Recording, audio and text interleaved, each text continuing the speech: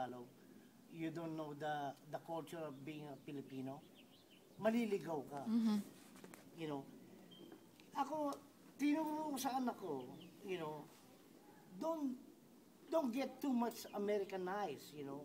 Okay, your passport is American, your passport Eagle, that was it.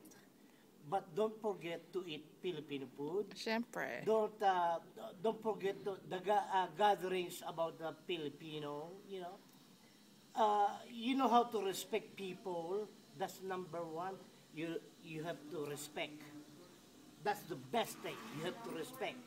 You know, opo, you know, and then when you go to our house, you have to do like this. You know, don't forget about that culture, because if you don't know that, you're not Filipino. Okay, even though you're claiming you're Filipino, but you don't do the culture thing, you're nothing. Okay.